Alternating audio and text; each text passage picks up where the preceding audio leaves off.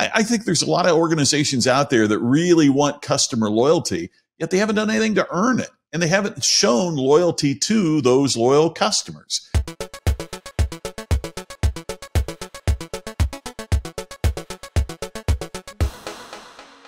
Welcome to Experience Points, presented by our friends at Avtex, who transform customer experience through CX design and orchestration. On Experience Points, contestants earn points by answering customer experience questions and share their insight on how to make your interactions remarkable. Those points turn into dollars for the charity of their choosing. I'm Dan Gingiss. And I'm Joey Coleman, and we'd love to introduce you to today's contestant. Scott McKain is the master of the ultimate customer experience. He's the author of 7 fantastic books on customer experience, including his most recent one, Iconic: How Organizations and Leaders Attain, Sustain, and Regain the Ultimate Level of Distinction. He's an internationally acclaimed speaker, and ladies and gentlemen, let's just be candid. Not only does he have a voice for radio, but he's got a face for TV. Scott McKain. See, I thought you were going the other direction there, and I would have agreed any way that you went with that, Joey. It's great to be with you. Thanks to you. Thanks to Dan. It's a privilege. I just love when I get to stand next to you, Scott, because everybody says the same thing. Why did you let him steal your hair? But anyway, hey, you have had a very fascinating background and career. We're wondering if you would share something that most people don't know about you, maybe an interesting aspect of the Scott McKain experience. Oh, gosh, what a great question. You know, I was giving a speech in Indianapolis, and they didn't tell me who was going to be in the audience. And I walked out, and Arnold Schwarzenegger was on the front row, which will kind of throw you off. And he, you know, after the speech, he said, someday we will work together, which I thought meant an invitation to be in Terminator 8. But he asked me to speak and MC a program that he did on the White House lawn with President Bush in attendance. So it was it was surreal to be standing, on the lawn of the White House behind the presidential seal, giving a little talk and seeing the President of the United States in your audience. So that was of all my days as a speaker, that's probably the most interesting and unusual one. Wow, from Arnold Schwarzenegger in the audience to President Bush in the audience, ladies and gentlemen, Scott McKain has been there, done that, got the t-shirt. I love it. Scott, you're going to be playing for a special charity in today's game. Can you tell us a little bit who you're playing for and why you're a fan of this organization? You bet. I'll be playing for the National FFA Foundation. When I was a student from Crothersville, Indiana, I was a part of the Future Farmers of America. Well, now the name has been changed. It's just FFA, but over 750,000 young people are a part of the organization, learning public speaking skills and leadership, and actually applying the skills that it takes to be successful in the vast industry of agribusiness, everything from being veterinary assistants to being representatives of agricultural seed companies. It's all over the board. It's a very diverse and fascinating organization, and I'm proud to help support it continuously. Now that we know who you're playing for, let's get into the game. And today we're going to be playing Think Fast. In Think Fast, you will have 1 minute to answer 5 experience questions. For each question, you must quickly choose between 2 possible answers. Correct answers given before time runs out are worth 100 points. 5 correct answers will earn you 500 bonus points for a possible score of 1,000 points. Are you ready to think fast? I think so. I love it. I love it. All right.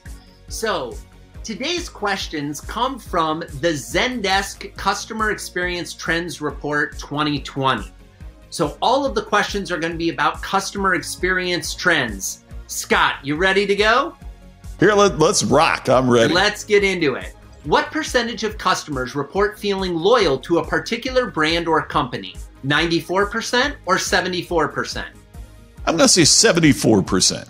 What percentage report going out of their way to buy from their favorite brands? 52% or 80%? 80%. Which generation feels more positive toward their favorite brands? Millennials or baby boomers? Ooh. I'm going to say baby boomers. What do customers say is the most important aspect of good customer service? Resolving issues quickly or 24/7 support? Resolving issues quickly. And what do customers say is the most frustrating aspect of bad customer service? Automated phone systems or long hold times?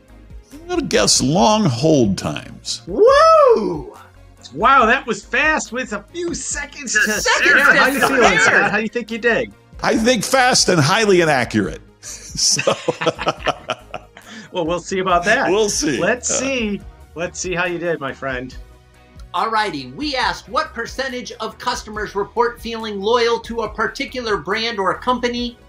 Scott, you said 74%, which was indeed correct. Wow. 1 for Right. 1. Nice One. job. Woo, all right. I was guys. I was worried about that one. I didn't know that was a guess. So Yeah, that's great. I think what's interesting, Scott, is it's kind of maybe a little bit insightful for our listeners and for our viewers that we think that loyalty happens more often than it actually does, right? So there's a lot of companies walking around saying, oh, our customers are so loyal, but the survey shows that actually they aren't as loyal maybe as people think. Let's go to the second question. What percentage report going out of their way to buy from their favorite brands? Was it 52% or 80%? Scott, you said 80%. But alas, it was 52%. Oh, close. But again, it's one of those things where people just aren't as loyal as we might think they are, or aren't as willing to go out of their way for their favorite brands. And you know what's interesting, Joey? What you said is these questions are to an individual about all of the brands they do business with. So there's not a single brand they go out of their way for, or that they are particularly loyal to in a number of these cases, which is really interesting. I was also going to say, and I think it shows that we think that people behave the way that we do. You know, because I've gone out of my way to buy from my favorite brand, it's very easy to presume that so does everybody else. And I think that's part of the challenge many times with organizations. We think, oh, look at all that we do to create customer loyalty. And our customers are loyal, assuming that because we've done this, or assuming because we've gone out of our way somewhere, everybody else does as well. That's why I missed this question. You just assume that because you do it, hey, what? Everybody's like me, right? Well, no, they're not. Scott, so true, and such a powerful point that I think probably is a problem faced by customer experience professionals even more than the average person, because customer experience professionals, I think, pay attention to the little touch points and little things in between. And because they know how hard it is to get all of those things right, they are very loyal to their favorite brands. Yet, those are the people running the business, but they're not the people buying from the business. So definitely a lot of opportunity for growth and improvement. We asked which generation feels more positive towards their favorite brands, millennials or baby boomers. Now, Scott, it seemed like you struggled with this one a little. You hesitated. Tell us about that. Well, here's what I was thinking. Baby boomers have had, simply because they're an older generation, have had more time to experience their favorite brands. And so that's why I chose those, because I think baby boomers, once they pick a favorite brand, tend to feel more positive about it. However, the other part I was struggling with is millennials tend to be very loyal to those brands that have social responsibility and that have a commitment to the causes that the millennials, that the millennial herself or himself will believe in. So this was really a tough one for me. I could see this going either way. This is a tough one, and I think the logic would apply to both of those. But interestingly enough, the folks at Zendesk found that it was millennials who felt more positively towards their favorite brands. And I'd be willing to bet, Scott, that your analysis is spot on, that it's the level of connection or the level of positivity with their favorite brands is so much deeper that that's what carries the day. And as someone who is on the tail end of baby boom generation, I can tell you we're getting pretty crabby. So maybe that's part of it, well, too. who knows? Who knows all the things that are impacting the decisions our customers make? Speaking of the decisions our customers make, we asked, what do customers say is the most important aspect of good customer service, resolving issues quickly or 24/7 support? Scott, you said resolving issues quickly. And indeed, my friend, you were correct. It is resolving issues quickly. You know, it doesn't matter if you're there all the time if you can't help me out and you can't help me out quickly. So we're back in the win column. I love it. Scott, we're 2 for 2. You've gotten 2 right. You've gotten 2 not right, or as we might otherwise say, incorrect or wrong. Let's see for the tiebreaker. What can we do for the final question? What do customers say is the most frustrating aspect of bad customer service? The automated phone system or the long hold time? You said the long hold time. And you were correct! Yeah! Woo! Scott, we asked a bunch of questions all about loyalty. Tell us, my friend, what is kind of the general state of loyalty today, and how should brands be thinking differently about loyalty than they are right now? Well, one of the things I'm a big believer in, I've mentioned, is reciprocal loyalty. You know, if you ask, think of your personal life, right? I mean, if you ask someone for a commitment in a relationship, you'd better be willing to make the same commitment. If you ask someone on a professional level to make a commitment to the organization needs to make a reciprocal commitment. I think there's a lot of organizations out there that really want customer loyalty, yet they haven't done anything to earn it, and they haven't shown loyalty to those loyal customers. So one of the things we have to start thinking of is, what are we doing to earn customer loyalty? And how are we showing loyalty to our best customers so they in turn will respond with reciprocal loyalty? Yeah, I love that, Scott. A former boss of mine who is now a CMO at a Fortune 500 company used to say, loyalty goes both ways. And you need both sides of that equation for it to work. And to your point, we can't expect customers to be loyal to us if we're not loyal back at them. So awesome point. And I thought you did great on these questions, by the way. These were hard. And we knew, you know, we didn't just have any guest this week. We needed to bring out the big guns. And so those were tough questions.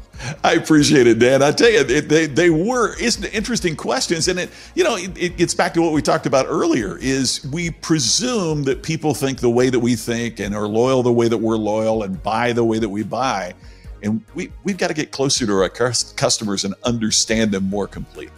Scott, I couldn't agree more. And you know what's interesting? When we're talking about that idea of reciprocal loyalty, another piece where I think that shows up is in the employee experience. You know, all too often, companies aren't standing by their employees and they aren't loyal to their employees, which means there's high churn amongst employees. And if there's anything we know, and we don't need a survey or some research to prove it, is that if you have a high churn in your employee ranks, you're going to have an equally high churn in your customer ranks. And part of the reason for that is when the customer calls in and they've got their favorite employee they used to deal with, that person's not there anymore. Or they get someone who isn't up to speed on their account, or they get someone who maybe wasn't as well trained. And so I think there's a huge opportunity to be more expansive in our definition of brand loyalty as businesses, not only to include our customer loyalty, but to include our employee loyalty as well, and really start to think about the full picture of our interactions, not just these one-off interactions with customers where we may or may not try to do the right thing. That is so spot on, Joy. And you know, particularly in a time too, where because of a health situation and a health crisis, we might be a little more distant in terms of the personal interaction that we have with customers. We've got to find ways so that our employees can communicate that loyalty to our customers in ways perhaps that we hadn't considered before. There's a lot of ways that we can grow our ability to deliver top-notch customer experiences.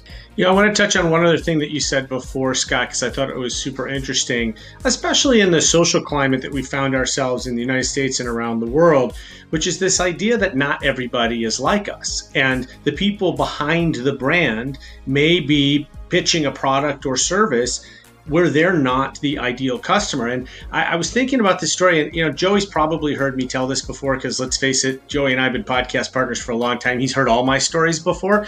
But my first job out of college, I worked for a company called the Danbury Mint that makes high-end collectibles, plates, dolls, figurines, Betty Boop characters, that sort of thing. And it's where I learned how to be a marketer. And there was one day where the product management team brought over a new product for us to look at. And as they did, they brought it to the marketing team, and we were supposed to start planning on how to sell it. And they put it down on the table, and it was this hand-painted porcelain replica of a red barn. Future Farmers of America. And we looked at it and we're like, tell us more. Like, is this a famous red barn? No, it's just a red barn. And there it was painted red, and there were little haystacks outside, and I think there were a couple of animals running around. We're like, who in the world is going to buy this? Well, who's going to put this on their mantle? Well, we were marketers. We're supposed to go out and find these people, right? And clearly it wasn't us. We were on the East Coast. We didn't know a thing about farming. One of the things that I found as I was doing the research is, oh my gosh, there's a lot of farmers in the United States. There's a lot of people we can market this to.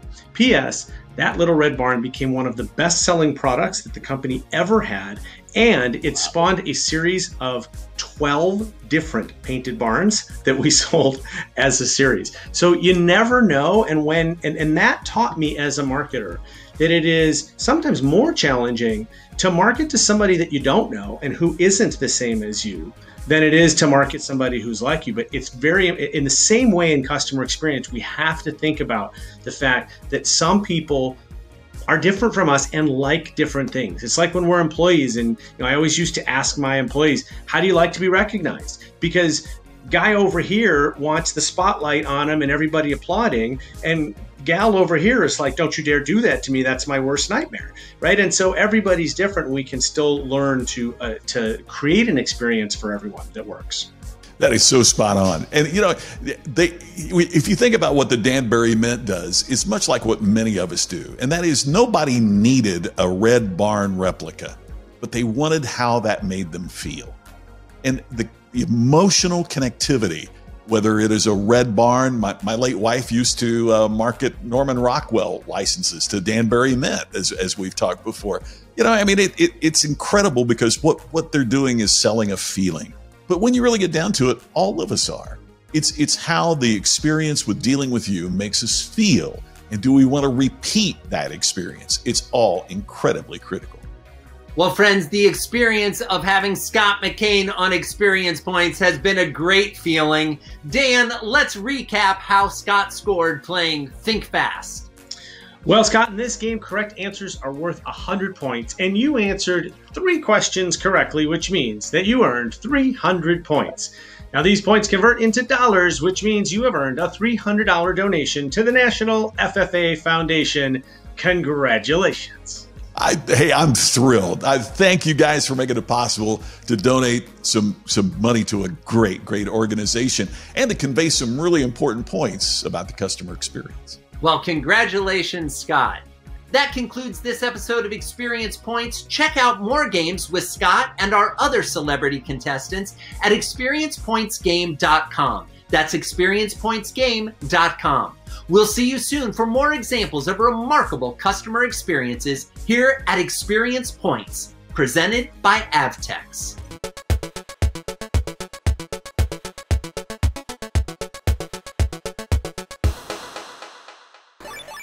It does take some outside the box thinking to answer the question of, as a business, how can I show loyalty to my consumer base? And so I think that the first reaction for people is, let's develop a loyalty program. Okay, well, that turns into a rewards program, which turns into, again, this kind of commoditized paradigm. And while I'm not saying that that's bad by any means, right? That can be a part of it. But what's happening with the engagement there, as you talk about from an emotional connection, I think is what matters. And so that's something that we continue to challenge our clients with is, okay, well, what connections can you make with your customers, and what effort can you as a business put into that connection? That's what's going to show loyalty.